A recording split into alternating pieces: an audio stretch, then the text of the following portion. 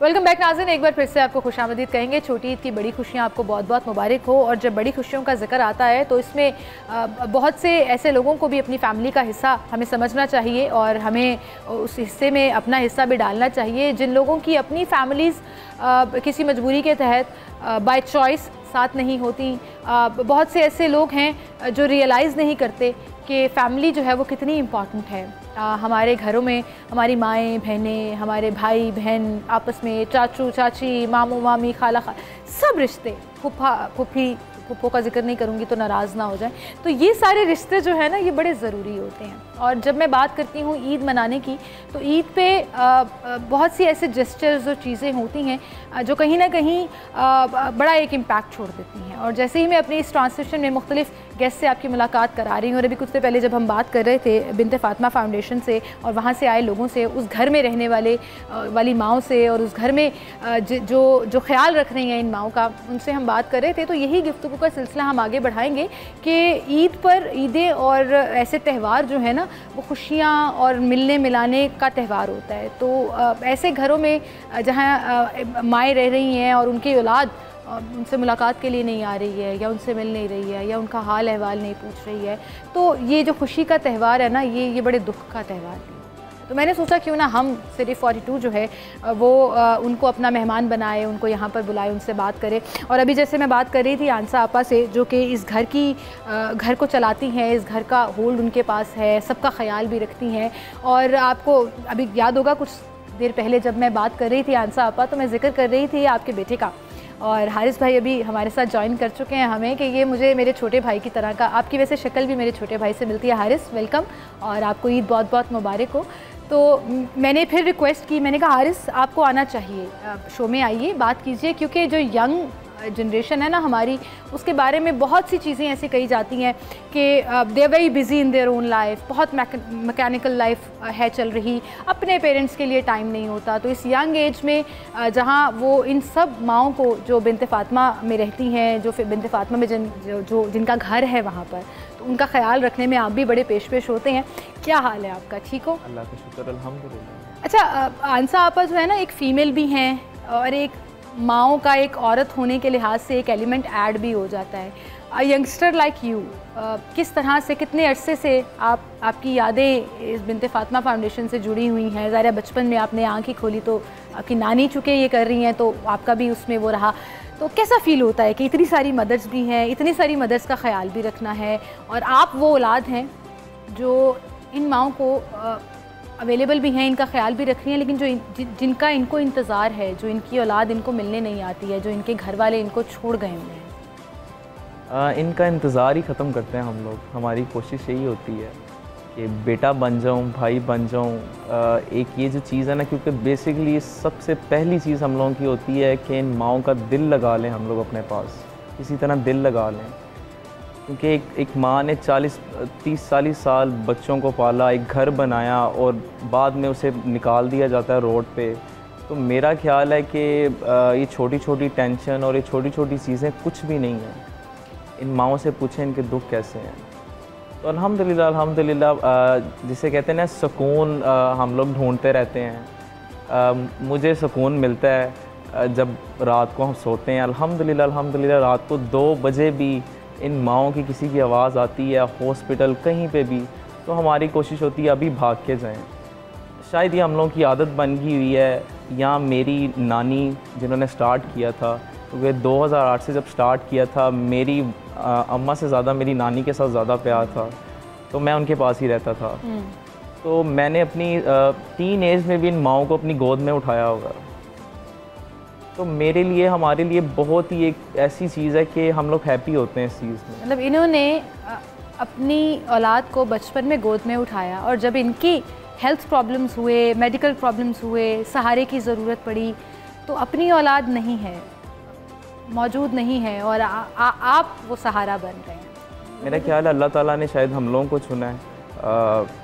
नानी की दुआ थी कि अल्लाह ताला से कोई ऐसी चीज़ मांगो जिससे अल्लाह ताला राज़ी हो जाए। अल्लाह ताला ने वो दुआएं जो है वो हम तक जो है वो चल रही हैं, हम लोगों को भी चुन लिया। इतनी माओं की खिदमत कर रहे हैं आप, तो फिर जाहिर है you are the chosen one. अच्छा माँ जी, आपकी तरफ मैं आऊँगी। जी। आपने कभी राब्ता करने की कोशिश की? कभी नहीं, मैंने नहीं राब्ता करने की कोशिश कभी की नहीं? कि अल्लाह खुद ही उनके दिल में मोहब्बत जगाए माँ की। हम तो हर वक्त उन्हें ही दुआएं देते हैं, और जहाँ रह रहे ये भी हमारे बच्चे हैं। आंसर बाजी हमारी बहन है, ऐसी कोई बात नहीं, हमसे छोटी है लेकिन हम बाजी कहते हैं। तो इधर भी हमें बहुत मोहब्बत मिली है, लेकिन मैं उनसे रजू नहीं करती, दुआएं करती हूँ, कहती कि अल्लाह उनके दिल में माँ की मोहब्बत 4 बेटे जगा हैं दे। माशाल्लाह आपके, लेकिन कहाँ है कुछ पता नहीं। याद आती है? 2 दफ़ा मैंने कहा समझ सोच के भी, आपको पता है तुम्हारी माँ की भी कैसा रहन सहन है, आप समझते हैं मुझे, उस तरीके से मुझे रखो। लेकिन जाहिर है तो देखो, नहीं लेकर नहीं जाते या पास नहीं रख सकते। वैसे आपने कभी, जाहिर है जैसे अभी आन साहबा कह रही थी पिछली ब्रेक में हम जब बात कर रहे थे कि दुख तो होता है, दुआओं में भी होती है औलाद। माँ को तो नहीं भूल सकती चाहे औलाद जो मर्जी कर ले, है ना? सही कह रही हूँ ना कि औलाद माओं के, वो आप कह रही थी अल्लाह ताला के घर गए ये लोग उम्रा करने, अपनी औलाद की से आंटी से मैं बार-बार भी गए। सबसे पहले दुआ मैंने वालिदैन के लिए, बाद में बच्चों के लिए ये मांगी थी, अल्लाह उनके दिल में जिस तरह हमने इतने प्यार से पाला, उनके दिल में हमारी कभी आपने सोचा है कि वजह क्या बनी? पैसे नहीं है उनके पास, रख नहीं सकते, जगह नहीं है, घर नहीं है, करते फैक्ट्री में, ना वहाँ कोई छुट्टी है ना भी वो जल्दी घर भी जाए, बीवियों के पास भी जाते तो 4-4-5 मेरी बात सुने, माँ तो जब बच्चे छोटे होते हैं ना तो खुद हम लोग खाना जो है अपना छोड़ के बच्चों को खिला रहे होते हैं। बिल्कुल बिल्कुल, अपनी नींद खराब करके बच्चों को सुला रहे हैं। मेरी बात सुने, अपने बच्चों की खातिर माँ तो, अगर आप आधी रोटी भी, सूखी रोटी भी माँ खा के तो जो है ना वो अपने बच्चों को पाल रही होती है। बिल्कुल। तो अगर आधी रोटी भी माँ को मिल जाए, वो आधी रोटी में क्या उसमें उनको लगेगा, उन क्या तकलीफ है?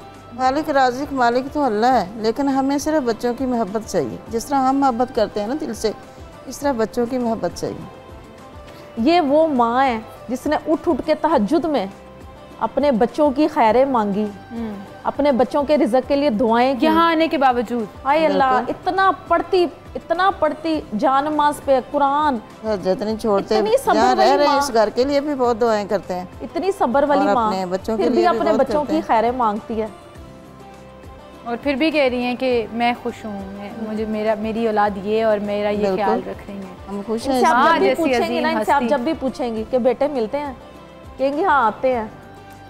ईद भी गुजर गई है ना, ईद का पहला दिन तो वो खास दिन होता है ना, दूसरे दिन तो हम लोग फैमिलियों को देते हैं। ये यही कहेंगी मिलते हैं आते हैं। पर्दा लफ्ज़ जो है ना, माँ तो लफ्ज़ ही बड़ा जालिम है। आप अगर दिल से कहोगे ना अम्मी जी, तो वो पूरा आपको एकदम हिला देता है, माँ लफ्ज़ ही। बिल्कुल सही कह रहे हैं जी। और हम रिलीजियसली भी बात कर लें, कल्चरल भी बात कर लें, माँ का जो रुतबा है वो बहुत बड़ा है, और वो नज़र आता है ऐसे कि औलाद छोड़ भी गई तो भी खैर मांग रही हैं। और अल्लाह ताला ऐसी औलाद को हदायत दे जो अपनी माँओं को छोड़कर चले जाते हैं, जो अपनी माँओं का ख्याल नहीं रख पाते। और जब आप खुद उस फेज़ से गुज़रते हैं तो आपको रियलाइज़ होता है कि आपकी माँ ने कितनी कुर्बानियाँ दी। तो इनकी औलाद की आगे भी औलाद है, फिर भी एहसास नहीं हुआ कि माँ बाप ने कितना सफ़र किया, कितनी कुर्बानियाँ दी हमें पालने में, बड़ा करने में। उसके बावजूद ज़मीर भी मर जाता है, ऐसे लोगों का एहसास भी मर जाता है। बदकिस्मत होते हैं वो लोग। बहरहाल जी, एक छोटी सी ब्रेक लेते हैं, दोबारा हाजिर होंगे, हमारे साथ रहिए।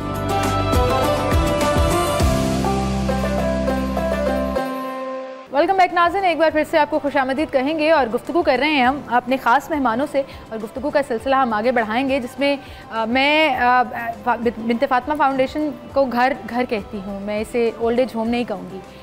ओल्ड एज होम से ये ज़रूर होता है कि एक आइडिया हो जाता है कि असल में बात किस बारे में हो रही है, लेकिन वहीं पर ये वो जो माएँ अपने बच्चों से, अपनी औलाद से, अपने घर वालों से दूर एक घर में रह रही हैं, उनका ख्याल रखा जा रहा है। और ईद जैसे मौका पर जब कभी किसी ज़माने में शायद वो मेहमानदारियाँ किया करती थी, और आज सिर्फ इंतज़ार कर रही हैं कि उनकी औलाद या उनके रिश्तेदार या उनकी फ़ैमिली में जो भी इमीडिएट फैमिली में लोग मौजूद हैं उनसे मिलने आएँ। और बड़ा मुश्किल होता है ये जी इसको हैंडल करना, क्योंकि आपने जैसे कहा कि ईद का आगाज़ ही जो है वो रोने से शुरू होता है, क्योंकि हर कोई कहीं ना कहीं उम्मीद और आस लगा कर बैठा होता है। लेकिन आपकी तरफ आऊँगी, अभी हम जब जिक्र कर रहे थे, और आप मेरे ख्याल से सबसे ज़्यादा टाइम हो गया इनको यहाँ पर रहते हुए, 5 साल हो गए आपको, और कभी कोई फैमिली मेम्बर मिलने नहीं आया, कभी कोई राब्ता नहीं हुआ, आपका ख़ुद भी ज़ाहिर दिल नहीं किया कि कभी किया दिल वैसे? कभी याद आती है? नहीं, दिल तो करता होगा। दिल वैसे तो ज़ाहिर बहन भाई में टाइम स्पेंड किया, इतना अच्छा मेरा वक्त गुजरा बहन भाइयों के साथ। बचपन की यादें, बचपन की यादें, अच्छा कोऑर्डिनेशन थी हम लोग बहन भाइयों की। मैं ये नहीं कहती कि हम लोगों के कभी इख्तलाफात हुए हैं, लेकिन बीच में जो चीज़ें बाहर से ऐड हो जाती हैं, जैसे भाभियाँ हैं या दामाद है, बहनोई हैं, तो उनके आने से बहुत फ़र्क पड़ता है कि घर के फैमिली सेटअप चेंज हो जाता है। फिर वो बीवियाँ अपने हस्बैंड के पीछे और मतलब बहनें भी अपने हस्बैंड के पीछे, वो फिर सारा सेटअप ख़राब हो जाता है। तो मैं उनको भी ब्लेम नहीं करूँगी, उन्होंने अपने अपने सेटअप सेट किए हुए हैं। ये देखिए ना, मैं उनको भी ब्लेम नहीं करूँगी। ठीक है, आप सही कह रही हैं कि एक फैमिली स्ट्रक्चर चेंज हो जाता है, शादी के बाद सारा कुछ हो जाता है, लेकिन बहन भाइयों में खून का रिश्ता होता है। मैं ये नहीं कह रही कि वो आपको रखें अपने घर पे, आपका ख्याल रखें, फ़ोन तो कर सकते हैं, बात तो कर सकते हैं। फ़ोन कर सकती, फ़ोन तो मेरे पास फ़ोन है, मैं खुद भी कांटेक्ट नहीं चाहती कि मेरे से कोई मिसबिहेव ना हो जाए, कोई ऐसी गलत बात ना मुंह से निकल जाए जिसकी वजह से माहौल ज़्यादा ख़राब हो जाए। वो अपनी ज़िंदगियों में खुश, अल्लाह ने बेतहाशा खुशियाँ दे, मैं ये नहीं कहती, लेकिन मैं भी तो अल्हम्दुलिल्लाह मुझे भी तो अल्लाह ताला ने अच्छा रिटर्न दे दिया कि मुझे ये सेटअप मिल गया, ये घर मिल गया। मुझे सेटअप नहीं कहूँगी, घर कहूँगी, जो घर अच्छा मिल गया, मेरी केयर अच्छी हो रही है, मैं खुद भी थोड़ी बहुत हाथ पाँव हिला लेती हूँ और मतलब किसी चीज़ की कोई कमी नहीं है अल्हम्दुलिल्लाह। मैंने कभी ये स्पेशली इधर आने के बाद, पहले तो मुझे कोई एक्सपीरियंस नहीं था ओल्ड एज होम का या क्या मतलब इस तरह का, लेकिन अब जब मैं आई हूँ तो मेरा आहिस्ता आहिस्ता क्या इंटरेस्ट डेवलप हो गया कि मैं इन लोगों में दिलचस्पी लेने लगी हूँ। बूढ़ी माओं के साथ भी हाथ बटा दिया, चीज़ें कर दी। मैं ये पूछने वाली थी कि ये होता है कि आप खुद भी, चूँकि आप यहाँ लेकिन रह रही हैं, लेकिन इसके बावजूद आप हाथ बटा रही हैं, ख्याल रख रही हैं। हाँ, वो कोई रो रहा है तो आपने भी दिला बहन हमें किचन में जाने नहीं देती, क्योंकि मेरी फेवरेट जगह जो है वो किचन है। हाँ। तो वो घर में भी मैं ऐसा हर वक्त किचन में घुसी रहती थी। तो वो ये शेफ़ रखा हुआ है, वर्कर्स हैं, तो आप ना जाएं। आप फिर भी मेरी कोशिश होती है कोई काम नहीं करना होता। हाँ, नहीं, बिल्कुल कोई काम नहीं करना, कपड़े इस्त्री धुले धुलाए सारा कुछ मैं फिर काम करना ही कोई नहीं, तो फिर क्या रह जाती है कोई शिकवे वाली बात या कोई ऐसी। अच्छा, इन 5 सालों में, चले मैं आपसे पूछती हूँ, आपसे तो बात होती है, लेकिन मैं इनसे भी पूछना चाहूँगी कि इन 5 सालों में कोई एक माँ कह लीजिए, कोई एक बहन कह लीजिए, जिसकी बात, कोई वाक़या कह लीजिए जो आपको दिल को लगा हो और उस पर आपको लगा हो कि ये जो है ना बड़ी वाक़या तो अफसोसनाक ही है। मतलब स्पेशली जब किसी की डेथ हो जाती है तो पिछलों का उनसे रब्ता करके इन लोगों का कहना कि आप डेड बॉडी ले जाएं, तो वो उनका आगे से रिप्लाई होता है कि आप खुद तदफीन कर दें उनकी। ऐसा हुआ है? हाँ जी, ऐसा हुआ है, 2-3 बार हुआ ऐसा। फिर भी आपके इस घर में किसी की डेथ हो गई, क्योंकि एग्जैक्टली फैमिली नहीं है, डेथ से ही जाती हैं, वैसे तो कोई नहीं लेके जाता, वैसे कोई नहीं लेके जाता। और ये एक बात है कि इतनी अच्छा, आप यकीन करो कि ये जब भी मैं इनके पास बैठती ना, ये मुझे कहती हैं कि आप मेरे से वादा करें कि आपने मेरी डेड बॉडी ना मेरी फैमिली को नहीं देनी। अच्छा, कि मैं अगर वादा करती, अल्लाह मियां आपको ज़िंदगी दे, लेकिन वो ये कहती हैं कि मुझे अगर कुछ हो जाए तो मेरी फैमिली को इतला नहीं करनी। इतला कर दें, पर आप जो दफनाने का है वो आपने करना है सारा। उसकी वजह ये है कि मुझे भाइयों से कोई शिकवा नहीं है। मतलब जो नई आई हैं उन्होंने घर में अपना एडजस्ट तो करना है ना, तो उनकी ख्वाहिशात पर अगर भाई अमल कर रहे हैं तो मुझे कोई एतराज़ नहीं। तो फिर मेरी बॉडी घर ले जाके क्या करनी है उन लोगों ने? जब मुझे ज़िंदगी में जगह नहीं मिली उनके घरों में, तो मैं मरने के बाद ज़रूर जाना चाहूँगी, कभी भी नहीं जाना। भाभी आ गई तो भाई का फ़र्ज़ ख़त्म हो गया? नहीं, भाई का बहनों के लिए कोई फ़र्ज़ नहीं, ख़त्म हो गया। भाई के आगे फ़राइज़ शुरू हो गए, औलाद हो गई, बच्चे हो गए, उनके फ़राइज़ शुरू हो गए। तो क्या सगी बहन को, खून के रिश्ते को घर से निकाल देना जायज़ है? आप जस्टिफाई क्यों कर रही हैं उनके जुल्म को? नहीं, जस्टिफाई तो मैं करती रहूँगी, जस्टिफाई इसलिए कि जुल्म नहीं, जस्टिफाई करती रहूँगी कि उनकी अपनी लाइफ है। मैं उनकी लाइफ में इंटरफेयर करना ही नहीं चाहती किसी भी एंगल से, किसी भी तरीके से। मरने के बाद भी आप इमेजिन करिए, देखें मरने के बाद भी, देखिए ज़िंदगी में जब मेरी कोई कदर नहीं तो मरने के बाद क्या होगी? मरने के बाद तो मैं एक मिट्टी का ढेर ही हो जाऊँगी। आपा, अभी हम बात कर रहे थे कि हमारे यहाँ रवायात होती हैं कि बहनों के घरों में ईदें पहुँचती हैं पूरा फ्योनियों के डब्बों के साथ और चीज़ों के साथ, और भाई तो मान होते हैं बहनों का। भाई तो बहुत ज़्यादा, आपको पता होता है मेरा भाई मेरे साथ खड़ा है। हाँ, एग्जैक्टली। और भाई घर से निकाल दे कि बीवी आ गई है, ये अजीब बात है।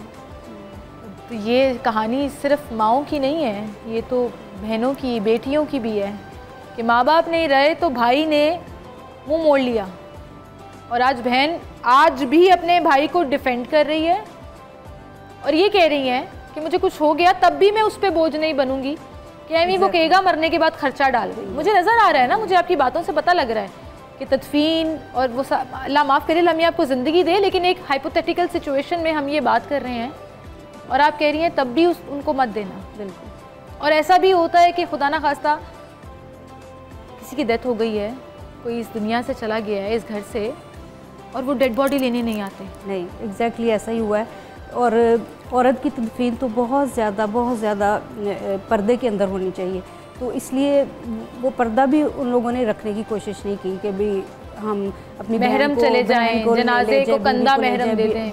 हाँ जी, एग्जैक्टली ऐसा। आप यकीन करो कि वो कोशिश भी ये होती है जब एडमिशन करते हैं कि ब्लड रिलेशन इसलिए साथ में होना चाहिए कि ये कम से कम लवारिस ना दफनाई जाए। आप लोग इनके वारिस हो, कम से कम आखिरी टाइम पे तो इनको खुद कब्र में उतारो। कितनी बड़ी बात की है आपने कि अगर आपकी फैमिली इनकार कर रही है तो चाहे आप जितना भी ख्याल रख लें, फैमिली ब्लड रिलेशन तो वही है ना, वरासत तो उन्हीं के ख़ानदान की है। और अगर आप उनकी तदफीन मतलब सब लोग कर रहे हैं तो वो लवारिस। आप यकीन करो जब डेथ होती है ना, इसका दिल करता है अपनी माँ को लवारिस कहे कि दफना दो, हमने नहीं लेने आना। और बच्चों ने इनकार किया हुआ है। मेरे ख्याल से मैं हारिस से पूछा, हारिस वो ले गए डेड बॉडी? नहीं मामा, वो तो मेरा फ़ोन उठा रहे। हारिस ले गए? नहीं मामा, अभी तो नहीं लेके गए। और अपनी औलाद, सगी औलाद मना कर देती है। मेरे पास एक आंटी आई थी, उनका मीडिया पे काफ़ी केस हाईलाइट हुआ था। उनका एक ही बेटा था, उस बेटे ने माँ को इतना मार दिया हुआ था कि उनके दोनों बाजू टूट गए हुए थे, उनकी टांगे टूट गई। और वो कोई फेमस बेटा था, मैं नाम नहीं लूँगी, लेकिन वो एक मुझे याद है, उनके सर पे इतने टांके थे। और वो माँ एंड तक अपने बेटे का ही नाम लेती थी कि उनको ना नज़र उनकी बंद हो गई थी। उसका बेटा मैंने ये बना दिया हुआ था। ये गुजर कहती थी नाश्ता कर लिया, मैं कहती थी हाँ अभी करके गया। ये पास खड़ा होकर ना वो पता चल जाता ना कि ये। और उस बदनसीब ने आप लोगों को बड़ा प्रेशराइज भी किया था कि क्यों मेरी माँ को टीवी पर दिखाया और मेरा नाम लिया और लीगल एक्शन लेना शुरू कर दिया उसने। उसको इस वजह से मैं नाम नहीं ले रही, वरना ऐसे बदकिस्मतों का नाम लेना जरूरी होता। वो उसकी जेल हो गई।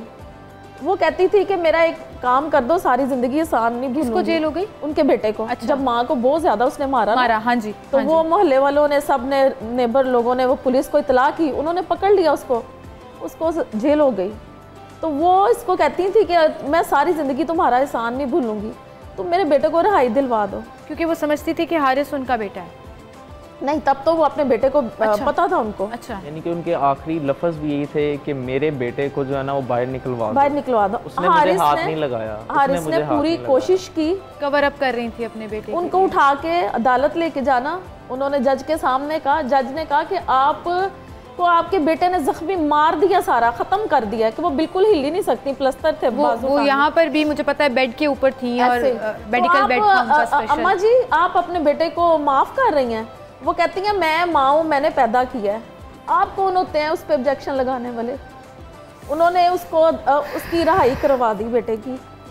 वो बेटा था, इसने उसको फ़ोन किया कि तुम्हारी माँ जो है ना वो आखिरी सांस पे है। मेरे ख्याल से इस वाक़ये के एक हफ्ते बाद ही उनकी डेथ हुई है। आखिरी सांस पे है तो अपनी माँ से मिल जाओ। कहता था मुझे ये नज़र आई, मैंने इनको फायर मार देना। और नहीं आया वो। मैंने अपने हाथों से, मेरे भाई, मुलाजिम, वालिद साहब, हम लोगों ने दफीन की और वो नहीं आया।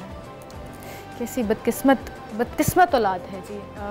यहीं से बात का सिलसिला आगे बढ़ाएंगे, एक छोटी सी ब्रेक लेते हैं, दोबारा हाजिर।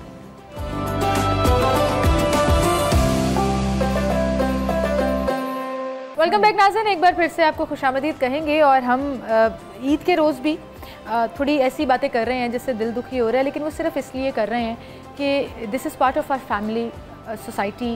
कहीं ना कहीं हम थोड़ा सा भूल जाते हैं अपने लोगों की वैल्यू उस तरह से करना। तो माँ औलाद का रिश्ता जो है ना वो बड़ा पुराना है, और बहन भाइयों का रिश्ता बड़ा पुराना है। अपने इर्द गिर्द के लोगों की कदर भी कीजिए, उनको मोहब्बत का एहसास भी दिलाइए, उन लोगों से पूछिए जिनके पास ये एहसास नहीं है। तो औलाद होने की सूरत में या पेरेंट होने की सूरत में, दोनों सूरतों में अपने रिश्तों से बहुत प्यार कीजिए, उन्हें एहसास दिलाइए कि एक दूसरे के लिए वो मोहब्बत, वो प्यार, वो ताल्लुक़ जो है वो कितना ज़रूरी है। और फिर जिन लोगों के पास ये नहीं होता, कहीं ना कहीं हम सब वो वॉइड कहीं ना कहीं फिल करने की कोशिश करते हैं। वो चाहे मैंने उन्हें सेट पे बुलाया और मुझे बड़ी खुशी हुई इन लोगों से मुलाकात करके, इनको यहाँ पर बुलाकर, और जो माँ जी हमारे साथ हैं, अभी कुछ देर पहले भी हमारे साथ ही, तो उन्होंने मुझे कहा कुड़िए मैंने फिर बुला। मैंने कहा माँ जी आप आ जाइए। तो आंसा आपा बड़ा मज़े का बात करती हैं और बड़ा ऐसे बात करते हुए ना स्माइल आ जाती है इनके चेहरे पे। ये माशाल्लाह से ये वो बच्चा है माँ का। बच्चों में ना, माँ के बच्चों में से एक बच्चा ऐसा होता है जिसको सिर्फ माँ चाहिए, हाँ। उसको दूसरे बहन भाई बर्दाश्त नहीं होते। ये वो मुझे मेरी अम्मी चाहिए, इनको आप चाहिए, इनको मैं चाहिए, और कोई नहीं चाहिए। नहीं, और किसी को मेरे साथ ये बर्दाश्त नहीं करती। अच्छा, अभी ये मेरे साथ बैठ के आई हैं। हाँ, और जरा मुझे ना मिलेंगी, मैं तो पागल हो जाऊँ। अच्छा, क्यों की कर दे हो फिर? इधर भाग, ये तोड़ वो तोड़। अच्छा तोड़, गुस्सा करती हैं माँ जी, गुस्सा कर दियो तुसी। हाय बाजी नहीं आई, बाजी अल्फा कहती है आ जाती है सबर। क्यों बाजी तानू क्यों चाहिए हुंदी? फिर वो ये भला क्या कहती, मैं इनसे कहती हूँ कि क्यों इन्ना दिल छोटा कर दे हो, ਤੇ ਵੇਖੋ ਮੈਂ ਤੁਹਾਡੇ ਕੋਲ ਹੀ ਬੈਠਣੀ ਆ, ਤੁਹਾਡੀ ਗੱਲ ਸੁਣਨੀ ਆ। कहती है बाजी ਮੈਨੂੰ ਬੜਾ ਡਰ ਲੱਗਦਾ ਹੈ, ਤੁਹਾਡੇ ਤੋਂ ਬਾਅਦ ਮੇਰਾ ਕੋਈ ਨਹੀਂ ਜੇ, ਤੁਸੀਂ ਮੈਂ ਨਜ਼ਰ ਨਹੀਂ ਨਾ ਆਂਦੇ ਬਾਜੀ, ਮੈਂ ਰੁੱਲ ਜਾਵਾਂਗੀ, ਮੇਰਾ ਕੋਈ ਨਹੀਂ ਆ ਜੇ। मैं सारे कहनी मैं रुल जावांगी, संभाल लिया उन्होंने, बाजी ना होवे तो मैं रुल जाऊंगी सड़ਕਾਂ। ਤੁਹਾਨੂੰ ਸੰਭਾਲ ਲਿਆ ਉਹਨਾਂ ਨੇ। ਅੱਛਾ ਮਾਂ ਜੀ ਉਹ ਦਿਨ ਯਾਦ ਆਉਂਦੇ ਨੇ ਜਦੋਂ ਤੁਸੀਂ ਉੱਥੇ ਰਹਿੰਦੇ ਸੀ, ਨਾ ਤੁਹਾਨੂੰ ਆਂਸਾ ਬਾਜੀ ਦਾ ਪਤਾ ਸੀ, ਨਾ ਤੁਹਾਨੂੰ हारिस? नहीं कोई पता नहीं इनका था। बस मैं दाता के अंदर जाती थी और उनको सलाम करके ना वहाँ बैठ के तो खाना खा से खाती थी। वो मुझे पूछता था दाता कि तुम बाहर किसके पास जाती है, मैंने कहा दरबार पे मैं नहीं रहती। ये जब मेरे पास आई थी ना, अगली सुबह वाले दिन मुझे कहती हैं बाजी पता नहीं मैं कितने साल बाद कंबल लिता हुए। अच्छा, सर्दी गर्मी कंबल बारिश, आप फुटपाथ पे ऐसे ही रहती थी? कंबल लेती थी, कोई उठा के ले जाता था। 2 कंबल लेके आई, जे ज़्यादा किसी ने कहना ना ज़्यादा चुक लिया। ਤੇ ਮਾਂ ਜੀ ਤੁਹਾਨੂੰ ਉੱਥੇ ਇਕੱਲੇ ਰਹਿੰਦੇ ਹੋਏ डर नहीं लगता सी? चलती सड़क नहीं, इनको ख्वाब में वहाँ पे अपना बेटा आता था, इसलिए वो जगह नहीं छोड़ती। She has imagined that, mental stage उनकी वो थी कि उन्होंने इमेजिन कर लिया। कहती थी उत्थे मेरा पुत्र मैंने ख्वाब में उधर मुझे रुकने का कुछ मौका चाहिए था, फिर इसलिए मैं रुक गई। वो बस माँ ने अपनी लैन अपने बेटे पे लगाई हुई थी कि मुझे वो मिलता है। फिर मैं गिरफ्तार हो जाना सी ना, अगर मैं ना चांस लैंदी, हाँ जी, फिर मैं गिरफ्तार हो जाना सी कि माँ ने ਇਹਦਾ साथ नहीं दिता। बगैर ਇਹੋ ਜਿਹੇ ਬੱਚੇ बगैर ਤੇ मां पागल हो जाती है। तो फिर सही पागलों वाला फन किया। आप देखें माँ जी पता है क्या होता है, मैं जो आपसे बातें करके पता है क्या लग रहा है कि हम जब छोटे होते हैं ना तो हम बच्चों वाली बात करते हैं, फिर एक सर्टेन एज से जब आप बड़े हो जाते हैं ना तो आप दोबारा बचपन में बचकाना बातें, वो जैसे अभी कह रही हैं कि मैं फिर चीज़ा भननी आ कि मैनू बाजी नजर नहीं आती, ऐसा होता है। अच्छा मुझे बताएं, ये जो माएँ आपस में रहती हैं, जाहिर है एक घर है, एक फैमिली है, तो इनकी आपस में बन पड़ती है हर वक्त? क्या हर वक्त आपस में बॉन्डिंग रहती है? बहुत ज्यादा लड़ाई झगड़ा तो ज्यादा रहता है। अच्छा झगड़ा भी होता है आपस में, मुंह बने होते हैं बहुत ज्यादा। दो माएँ जो हैं, 2 बहनें जो हैं वो आपस में लड़के बैठी। ज्यादा झगड़ा तो ना टीवी पे होता है, टीवी के उसके रिमोट कंट्रोल से। अच्छा तो माजी ने क्यों फड़िया? ठहरो माजी जरा सुनन दो। टीवी पे, दूसरा कपड़ों पे भी, क्योंकि मैं अक्सर कपड़े इनके रखती हूँ ना, तो वो ए बाजी ने तेनू दिता अपनी मर्जी नाल, भला मैनू क्यों नहीं देता? अच्छा, बच्चों जैसी बातें बिल्कुल। तो फिर आपको तो ये करना पड़ता होगा सबका एक जैसा सूट लेकर आए। नहीं, मैंने अगर किसी एक को प्यार किया ना तो वो दूसरी रोना शुरू हो गई है, मैं चली उसको छोड़ के दूसरी को प्यार करना। अच्छा ये बड़ा होता है, तो आपके लिए तो बड़ा मुश्किल होता होगा बैलेंस करना। नहीं बिल्कुल भी नहीं। हारिस आपके लिए मुश्किल होता है?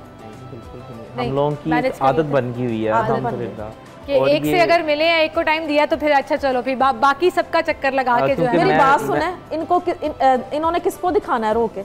इन्होंने किसको अपने लाड दिखाने हैं? सही बात है। जो लाड दिखाने वाला टाइम है वो तो बच्चों ने मिस कर दिया ना। सही है, अपनी औलाद ने मिस कर दिया, तो फिर अब जो है किसी और ने ये बेड़ा उठाया है, और जब ये बेड़ा यही बादशाह हैं, यही हमारी माँ हैं, यही हमारे बाप की जगह पे हैं, सभी रिश्ते यही हैं। आप खुश हैं यहाँ पे? हाँ जी। राजी हैं? हाँ। राजी बाजी हो? राजी बाजी हैं। वो हर बात में ना माँ जी स्माइल एक दे रही हैं, और वो जो सेटिस्फेक्शन मुझे उनके चेहरे पर नज़र आ रही है ना, ये बड़ी खूबसूरत स्माइल है। और ये अल्लाह ताला जो है वो सलामत रखे आप लोगों को, जो इनका ख्याल भी रख रहे हैं। मेरा भाई कह रहा था आते हैं माजी, इस पर भी आते हैं। एक छोटी सी ब्रेक लेनी है। मेरे प्रोड्यूसर साहब ने ना मैंने छड़ना नहीं जी, मैं ब्रेक ना लेती। अच्छा। तो मैं ताड़े नाल गल करनी है, मैंने जरा ब्रेक लें। अच्छा जी, एक छोटी सी ब्रेक की तरफ चलते हैं, हम दोबारा हाजिर होंगे, हमारे साथ रहिए।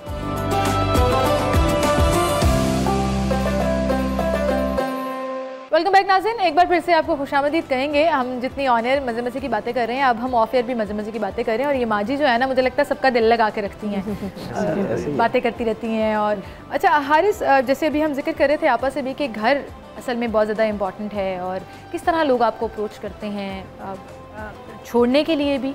क्या बेटे बच्चे औलाद खुद आती है, या किसी ने अगर देखने के बाद कुछ हिस्सा बनना है इसका, या किसी को भेजना चाहते हैं? मेरा ख्याल है कि जिस बदबख्त औलाद ने ये सोच लिया है ना कि मेरी माँ को मैंने अपने घर से निकालना है, तो अल्लाह ताला ने उसके वसीले बना दिए हमें। और मेरा ख्याल है कि उस औलाद की इतनी बेहतर ज़िंदगी नहीं होगी उस दुनिया में जितनी उसकी माँ की होगी बाद में घर से निकलने के बाद।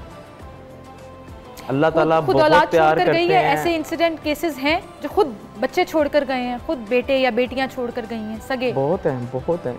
कई ऐसे हैं कि वो बताते भी नहीं है रिलेशन। अच्छा, झूठ बोल कर जाते हैं कि ये मेरे माँ बाप हैं, हमारी दूर की जानने वाली। फिर कैसे पता लगता है? वो जब ये आंटी 1-2 दिन गुजरते हैं फिर कहती हैं बाजी तानू पता है मेरी धी सी छड़ के गई है, बाजी तानू पता है मेरा पुत्र। हमारा उन लोगों के साथ गिला भी नहीं है, और हम लोग एडमिशन के टाइम पे नहीं है और अपने फेस सेविंग के लिए झूठ बोल जाते हैं। हाँ। जिसने पैदा किया उसको छोड़कर जा रहे हो, उस पे शर्म नहीं आ रही। इज्जत खराब होती है ना आपकी।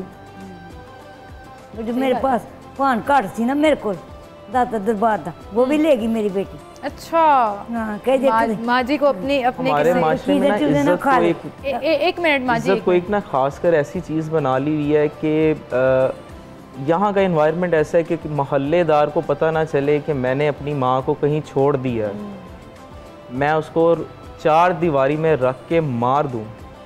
मैंने ऐसी माएँ भी देखी हैं और ऐसे बड़े अच्छे ग्रेड के ऑफिसर भी देखे हैं कि जिन्होंने अपनी माँओं को, कोई अपना कुत्ता भी ऐसे नहीं रखे जैसे उन्होंने अपनी माँ को रखा हुआ है, और ना वो किसी को बता सकते हैं और ना चाहते हैं कि किसी को पता चले।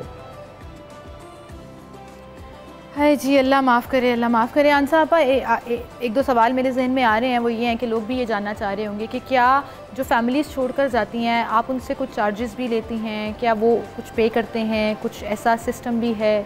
मेरी बात सुने, अगर पे करना हो तो बड़े तरीके हैं। आप घर में भी मेड रख के तो अपनी माँ का ख्याल कर सकते हो। सही बात है। मजबूरियाँ तो यही होती है ना कि हमसे रोटी नहीं दी जाती, हम लोग इतने हमारे वसाइल नहीं है कि हम अफोर्ड कर सकें। हम अफोर्ड कर सकें। बिल्कुल। तो अगर जिसने देना है तो वो तरीके भी बड़े हैं, वो अपने पास ही रख ले, वो अपने पास रख सकता है। तो ऐसा कोई सिस्टम नहीं है? नहीं, लेकिन आपकी फैमिलीज़ हैं, कुछ लोग हैं जो अल्लाह ने कुछ नेक फरिश्ते बनाए हैं जो सपोर्ट करते हैं। अल्लाह पाक आसानियाँ भी करता है ना, दुख भी देता है, तो आगे सुख भी अल्लाह ने देने हैं। क्योंकि बेसिकली ना अम्मी का एक ये भी एम था कि मैं बाकियों की तरह ऐसे नहीं है कि मैं 4 महीने 4 साल एक ओल्ड एज होम चलाऊँ, इन माओं को रखूँ और 5वें साल में बंद करके इनको रोड पे छोड़ दूँ। ऐसा नहीं करना हम लोगों ने, क्योंकि डोनर्स आते हैं, ज़कात आती है, नहीं आती, कोई परमानेंटली सिलसिला नहीं होता। कम से कम हम खुद भी कुछ करें इन माओं के लिए कि कम से कम हम इनकी 1-2 महीने तो मदद कर सकें, इनको खिला सकें, इनको छत दे सकें। लेकिन अल्हम्दुलिल्लाह अल्लाह ताला ने वसीले बनाए हुए हैं, सिलसिला माओं का चल रहा है। और अपील भी है, बताया था आपको कि हमें जो है इस वक्त इन माओं के छत की ज़रूरत है, पक्की छत हो इन माओं को, क्योंकि हम लोगों को टेंशन होती है, कोई पता नहीं है जिससे हमने रेंट पे लिया वो हमें नेक्स्ट मंथ कहे कि आप छोड़ दें, घर खाली कर दें। बिल्कुल, हमें अपने मसला नहीं है, हमें इन माओं की ज़्यादा टेंशन होती है कि हम इनको दरवाजे से लेके बाहर खड़े नहीं हो सकते। सही बात है, बिल्कुल सही बात है। तो जो भी लोग ये देख रहे हैं, इन माओं का हिस्सा आप भी बन सकते हैं, इन माओं की औलाद का फ़र्ज़ आप भी निभा सकते हैं, जो इनकी अपनी बदकिस्मत औलाद जो है वो नहीं निभा रही, किसी मजबूरी के तहत, अपनी किस्मत के तहत, या कुछ भी कह लीजिए। बहरहाल मैंने तो अपना फ़र्ज़ निभाया कि इनको ईद पर यहाँ बुलाऊँ, इनसे प्यारी प्यारी बातें करूं। और सबसे मज़े का जो मुझे लगता है ना, घर का कैरेक्टर मुझे लगता है जो शैतान बच्चा, वो ये वाली बात है। हाँ, ये आपने सही कहा था, ये छोटा बच्चा है कि ये दिल लगा के भी रखती हैं, चाहे लड़ाई झगड़े में हो या मुस्कुराने में हो। इस तरह मुझे मुस्कुरा के देखनी है, मुझे बड़ा मज़ा आया इनसे मुलाकात करके। बहुत शुक्रिया आन साहब आपका, हारिस साहब का भी बहुत शुक्रिया। अल्लाह ताला आप लोगों को सलामत रखे जी। आपका भी शुक्रिया आपके चैनल का कि आपने हमें बुलाया इन माओं को। थैंक यू सो मच जी। और इसी के साथ ब्रेक की तरफ चलते हैं, कुछ ही देर में फिर मुलाकात होगी। अपना ख्याल रखिएगा, मुझे इजाज़त दीजिए, लेकिन जाना कहीं नहीं है क्योंकि आज थ्रू आउट द डे मेरी और आपकी मुलाकात का सिलसिला जारी और सारी है।